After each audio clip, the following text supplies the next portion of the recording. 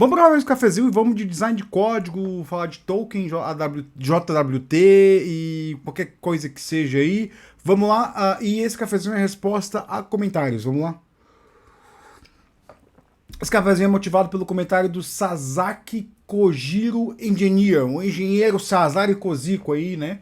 Que ele fala assim, ó, dica de cafezinho, token string, será que uma sequência de caracteres aleatório pode ser considerado, ele deve transmitir dados? Então, vamos lá, vamos começar aqui do zero, né?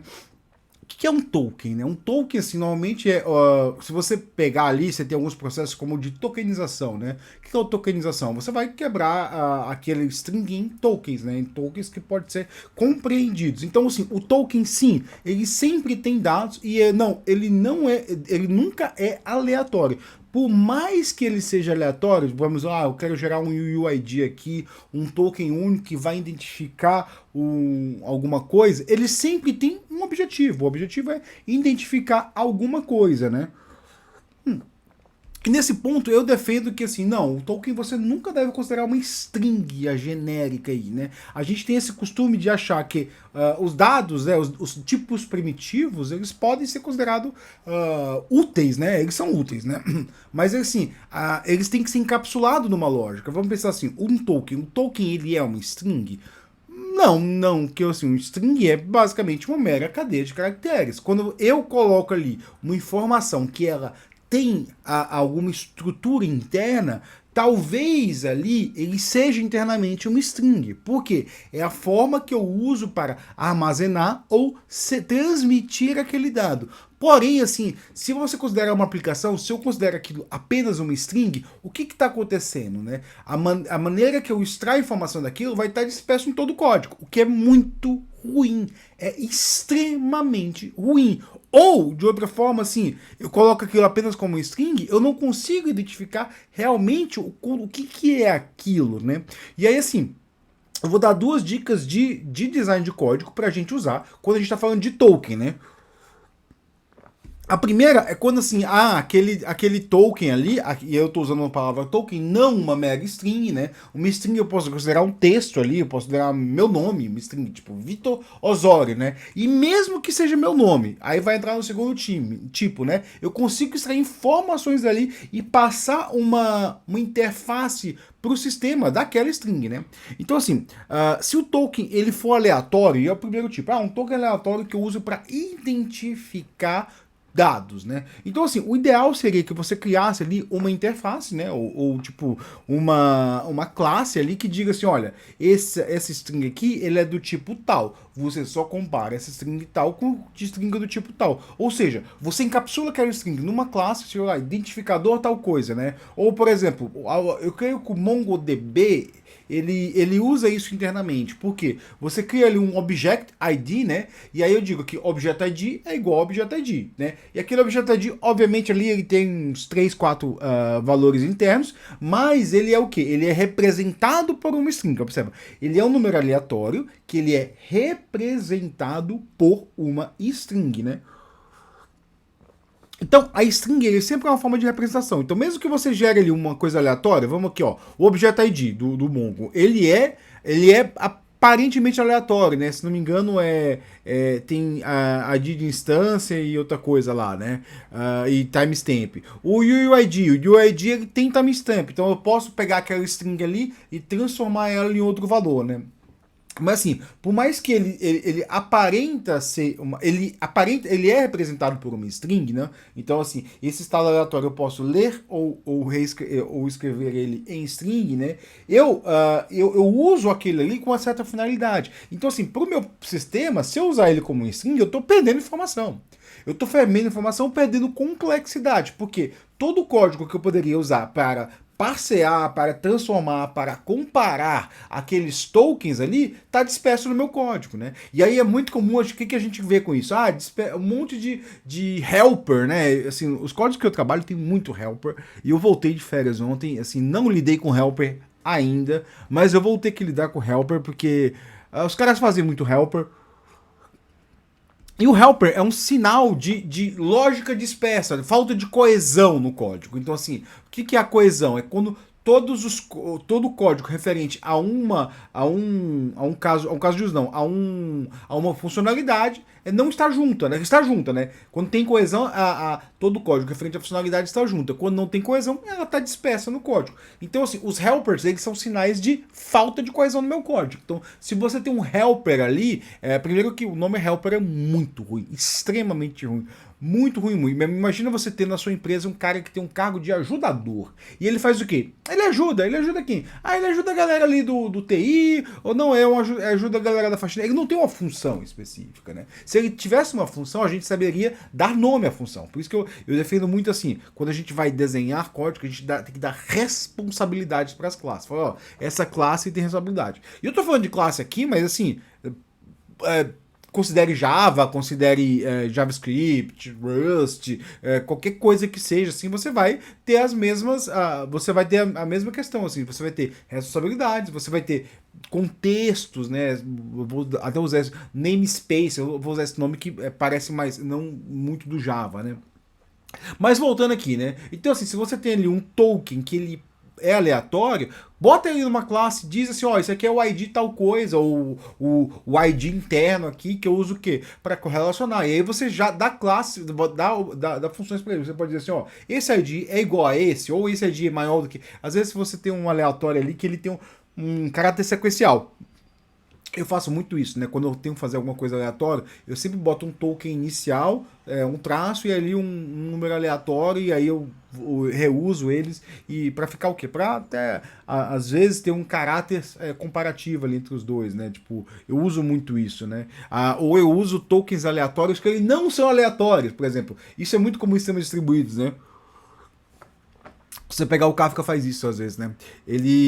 Você pega, eu tenho uma instância aqui, esse aqui é uma thread ou é um sistema, eu gero um token para ele e aí todo o número sequencial que tem, ele tem um timestamp, um número sequencial associado. Então o token ele parece aleatório, mas ele não é aleatório, né? Então assim, nesse é o primeiro caso, o caso que é um token aleatório, então o que eu recomendo? Você encapsula ele dentro de uma classe ali, para o quê? Para aquela classe, primeiro, você identificar que aquilo ali não é uma mera string, assim, aquilo ali não é o seu nome, o nome de usuário, aquilo ali não é um buffer, aquilo ali, ele tem um objeto, ele tem um contexto, então quando você dá uma classe para aquele cara, você diz quem que ele é, né? Você dá uma carteira de identidade ali, uma classe, ou dá um título de emprego para ele. Fala assim, olha, a sua função é essa, né? E ele não fica ali perdido dentro daquele software, né? Então, a Rebecca...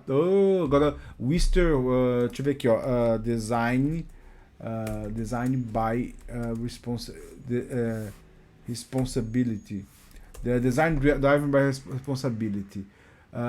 Quem que é? Rebecca Wifresbrook. Eu sabia que eu ia ler o nome, eu não sabia pronunciar, né? Rebecca Wifresbrook. Ela tem um termo que eu acho muito legal, que é o software desenhado por responsabilidades, né? Então você dá responsabilidades à classe e você faz com que a classe ela tenha responsabilidades. E não sei se foi ela que falou que assim, um sistema ele seria como uma dança de classes, onde as classes iam interagir uma com a outra coordenadamente e elas iam conversar entre si. Então imagina um software como uma grande festa, onde as classes conversam entre si e isso é onde acontece o negócio, né? Assim, eu não diria uma festa, mas eu diria uma sociedade, né? Então ali, a classe vai encontrar com outra ali, vai fazer alguma coisa, fazer uma atividade, né? Então, assim, eu vou deixar o link aqui do texto do Design Driven by Responsibility. Eu li há bastante tempo, né? Aliás, recomendo muito a minha série sobre Domain Driven Design, que eu falo bastante desses termos, né? Mas vamos pro segundo momento, né? Já que foi quase 10 minutos aí. O segundo momento, assim, é quando aquele dado, ele contém uma informação interna, né? E aí você pode pensar no JWT. Eu vou até abrir o jwt.io, que é um site que eu gosto muito, porque ele tem algumas referências ali. E para quem não sabe o que é JWT, é o JSON Web Token, é a forma como assim, você autoriza algumas coisas e é usado assim, nossa, JWT tem um monte de falhas. Sim, tem um monte de falhas ali, mas você pode usar ele como exemplo e melhorar o desempenho dele, né? E essas falhas têm solução mesmo dentro da própria. E aí, sim, se você ler aqui, e aí eu recomendo você entrar no jwt.io, você vai ver que sim, ele é um token, ele parece aleatório. Só que você vê que tem o quê? Ele tem três grandes tokens dentro dele, né? Um token tem três grandes tokens separados por ponto, né? E aí no primeiro. No primeiro token, se eu não me engano, é o conteúdo, e eu não vou saber assim, é o conteúdo, o segundo é tem. Ah, um é o header, outro é o payload e outro é a validação, né? Porque o que acontece com esse token, né? Você pode até pensar assim, porra, mas como o negócio é assim, você desencripta aquele negócio e você já tem o dado? Não, isso aí você tá lidando com criptografia assimétrica. O que é a criptografia assimétrica? Você tem uma chave só para criptografar e você tem uma chave só para decriptografar. Então, assim, com a minha chave pública eu consigo ler aquele negócio. Só que eu só consigo escrever com a minha chave privada, né? Então, assim, como é que a gente valida que um JSON Web Token ele é válido? Porque ela tá validada ali pela chave privada daquele cara. Então, é um token que eu posso passar, mas só quem pode gerar é quem tem a chave privada. Então, por isso, nunca compartilhe a sua chave privada, né? E o JSON Web Token tem essas três partes, né? E você pode fazer o quê? Você pode verificar que aquele token é válido. Você pode pegar dados, porque no meio ali você tem um JSON que tem o quê? Um monte de informação, né? Como e assim, se você pegar acho que duvidar tem até tem uma RFC aqui, RFC 7519, né, que você tem padrões dentro daquele token que você pode definir campos ali, eu defino aqui, ó, as roles desse usuário, blá blá. Então assim, você tem um monte de informação que está ali dentro. Então você percebe que ele aqui não é um token simplesmente, né? Você pode criar uma classe JSON Web Token, que ela vai ter o quê? Vai ter métodos ali. Então você pode internar no seu código, você não precisa nem saber como é que valida aquilo, né? Tipo, imagina lá, eu tenho uma classe que ele e se não me engano, o Jakarta faz isso, né? Você bota o JSON Claims lá, não me lembro agora, porque eu trabalho um pouco com web hoje em dia, né? Você tem o JSON, acho que o JSON Token, né? E aí você vai e só faz pergunta para aquela classe. Você o quê? Você acaba encapsulando aquele dado. Por quê? Porque, cara, eu não vou ficar vazando o meu código. E eu vejo muito isso, né? JWT Helper, I get field, né? Aí o cara passa lá o campo usuário. Pô, não, eu só quero saber qual que é o usuário daquele token. Perguntou. Porque assim, faz parte da natureza daquele token ter um usuário. Faz parte da natureza daquele token ser validado. Faz parte da natureza daquele token ter um prazo de validade. Então você pode perguntar se aquele cara está expirado ou não. Então, assim, você tem um monte de informações ali que são daquele token. E o que você tem que garantir? Você tem que garantir que da interface para cima você acesse só uma interface. Você não vai. Você não quer vazar a lógica daquele token para fora daquela classe. Aquela classe tem que ter toda a lógica. Ah, não, mas eu quero criar uns helper porque a classe vai ficar muito grande. Foda-se se a classe fica grande. Não se preocupe com isso. A gente tem essa noia de, tipo, isso muito pelo Clean Code, esse livro que eu não gosto. Caso você tenha me escrito recentemente, eu não gosto do Clean Code, eu acho um livro ruim. Não, me ajudou muito. Cara, assim, é porque foi o primeiro contato que você teve com o design de código, mas isso é uma discussão que existe há muitos anos, né?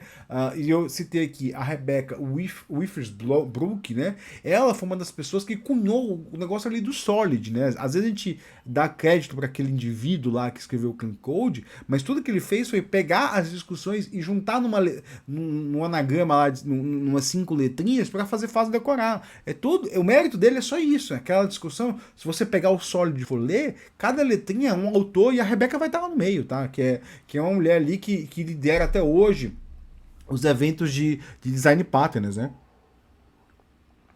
Então, assim, qual a minha dica máxima aqui? Já tá dando quase 14 minutos, meu cafezinho já acabou, pra gente finalizar isso aqui, ó. Regra 1, se aquele token for aleatório, você encapsula ele para quê? Para você definir o que é a qualidade dele. Ele como um token no meio do seu software, para ele não aparecer mais uma string. Você consegue identificar, né? Eu estou identificando aqui que esse aqui é um ID de objeto, ou esse aqui é não sei o que, não sei o que. Quem faz isso? O Mongo faz isso, e o UID faz isso. O UID é uma classe clássica aí do Java tem essa classe, todos os linguagens têm essa classe, né? que é identificar aquilo ali, não é aquilo ali, ou pode ser realmente aleatório, ou aquilo ali tem uma lógica interna, né, que às vezes é até menor que a string. A string é só uma mera representação daquele valor, né?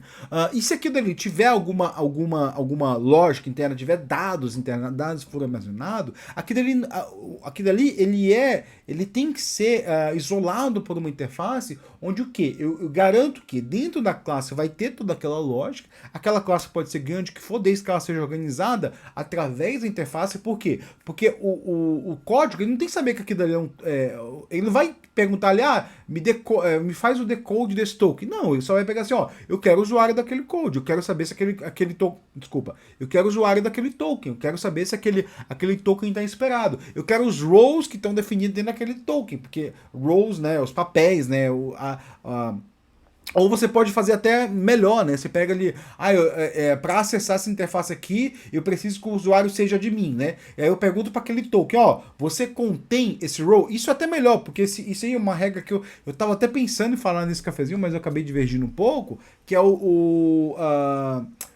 tell don't ask, né? É o diga não peça, né? Tipo, o tell don't ask é uma regra máxima de design de código, que é o seguinte, ó, se você tem uma classe ali que ela tem alguns campos, você nunca deve ficar pedindo a valor desses campos, porque aquele campo é uma coisa pessoal daquela classe. Você tem que dizer para ela o que fazer. Então ali, em vez de pegar ali, eu tenho um token ali que ele tem definido uns papéis, uns roles internamente, os papéis, e eu quero sempre vou pedindo os roles. Não tem, não peça. Só pega o papel que te interessa. Eu quero ver se esse token aceita admin. Esse admin, você tem o admin? Tenho. Beleza, então tá permitido, né? Ou assim, nunca pega o valor ali assim, tem um válido até, né? Não sei como é que é o nome do campo, né? E aí eu sempre, é válido até quando? É válido até quando? Eu fico pegando aquele ali e faço uns cálculos lá. Não, só pergunta para ele, assim, olha, você expirou ou você não expirou? E aí a própria classe consegue responder as perguntas. Isso é bom por quê? Isso você consegue encapsular código, encapsular complexidade. A grande vantagem no design de código é você encapsular a complexidade e não deixar ela vazar. Toda vez que você usa o dado ali e fica criando helpers, você está deixando a complexidade vazar. Ou quando você cria métodos que tem, e eu tenho vários cafezinhos com isso, tem até vídeo com isso, que eu falo assim, toda vez que você cria um método que o nome diz exatamente aquilo que ele faz, você está deixando a complexidade vazar. Por quê? Porque você está dizendo para cima tudo que ele faz. Aí eu fico criando assim, pega expirado até e verifica se é maior do que o timestamp atual. Pô, vazou a complexidade. Por quê? Porque você tem que adicionar abstração. Qual que é a abstração? Está expirado ou não está expirado, entendeu? Então você tem que encapsular a complexidade. Porque encapsular a complexidade, o que acontece? E aí, assim, eu vou listar isso aí já com vários vídeos meus de design de código. Quando você encapsula a complexidade, você diminui a complexidade do código, facilita o entendimento daquele código, limita o contexto daquela classe, o que torna ela mais fácil de testar e de você validar se ela está correta ou não. E aí, limitando a complexidade, o que acontece magicamente? Você começa a entender o que está acontecendo. Quando você começa a entender o que está acontecendo, você diminui a quantidade de bugs, né? Então é isso, pessoal. Assim, em resumo, crie classes, é bom, assim, não considere o dado primitivo como o máximo, e aí o seu software é um bando de dado primitivo navegando ali, o código e tenta dar uma ordem para aquilo. Isso é tosco. Sério, isso é tosco. Não faça isso. E toda vez que você vê ali um mando de string inteiro, não sei o que, não sei o que, não sei o que, e o cara lidando com aquilo, pensa assim, olha, tá faltando alguma classe aqui, tá faltando alguma abstração aqui. Qual que é a abstração? Qual que é o papel? Tenta definir as responsabilidades. Lê o texto da Rebeca aqui que eu vou deixar linkado e espero ter te ajudado em alguma coisa. Então, esse foi meu cafezinho, né?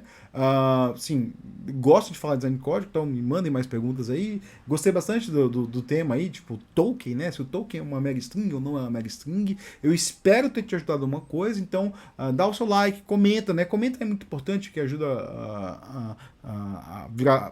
ao vídeo ter mais views, né? E compartilha, assim, ajuda nós aqui a a espalhar a boa nova da boa complexidade, do bom design de código, que não são só meras regrinhas ali, como diz lá o King Code, que é um livro que eu acho bem ruim mesmo, né? É um livro até pernicioso, como assim dizer, né? Então, assim, não seja um clean coder e vá pensar na característica do código, né?